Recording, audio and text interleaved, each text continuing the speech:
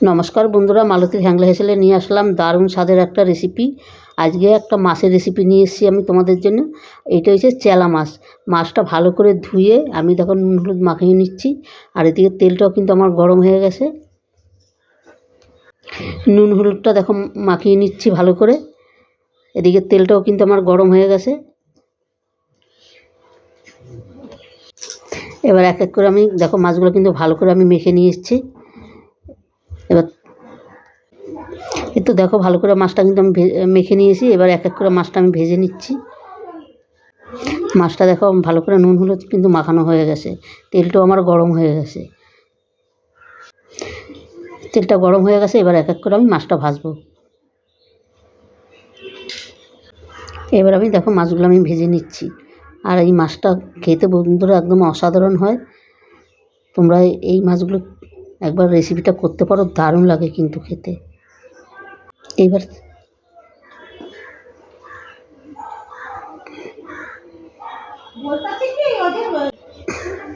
মাছটা এবার আমি দেখো অনেকটা কিন্তু হয়ে এসছে। এবার মাছটা আমি উল্টিয়ে দেব। আর এই মাছটা কিন্তু একটু কড়া করে ভাজতে হবে, তাহলে কিন্তু খেতে খুব ভালো লাগবে। মাছটা কিন্তু এবার ভাজা হয়ে গেছে। এবার আমি মাছগুলো নামিয়ে দিই। আর বাকি মাছগুলো আমি একইভাবে ভেজে নেব।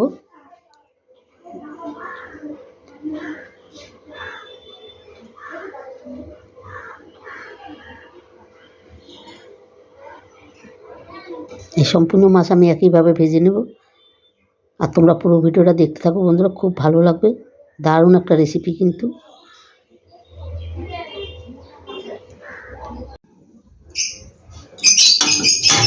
বন্ধুরা দেখো সম্পূর্ণ চেলা মাছগুলো কিন্তু আমার ভাজা হয়ে গেছে। আর দেখো কড়া করে কিন্তু ভেজে নিয়েছি। এই মাছটা কিন্তু কড়া করেই ভাজবে, খেতে খুব ভালো লাগবে। বন্ধুরা ওই তেলে কিন্তু আমি রান্নাটা করে নিই। এখানে আমি কিছু জিরা ফোড়ন দিয়ে দিচ্ছি। জিরা একটু ভেজে দেবো।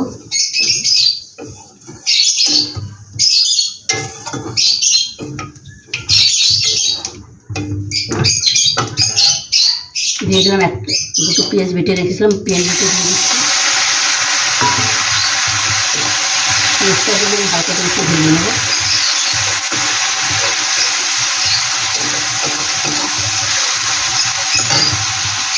এখানে দিয়ে দিচ্ছি আদা আর কাঁচা লঙ্কা পেস্ট। এটাও আমি একটু ভেজে নিচ্ছি।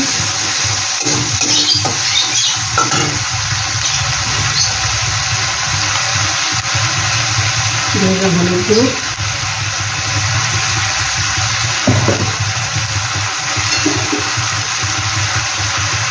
জিরার গুঁড়ো, ধনিয়ার গুঁড়ো, কাশ্মীরি লঙ্কা গুঁড়ো কালারের জন্য,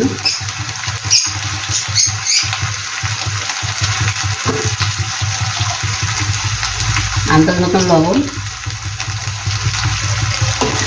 এটাকে একটু ভালো করে একটু কষিয়ে নিই।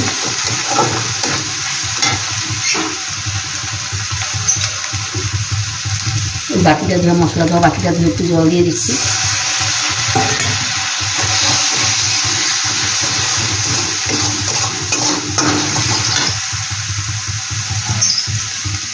দিয়ে দিলাম একটা টমেটো পেস্ট করে রেখেছিলাম, টমেটোটা দিয়ে দিচ্ছি। এইটা একটু ভালো করে কষিয়ে নিই। এবার একটু ভালো করে কষিয়ে নিই। তেলটা যত সময় থাকবে তত সময় আমি কষাবো।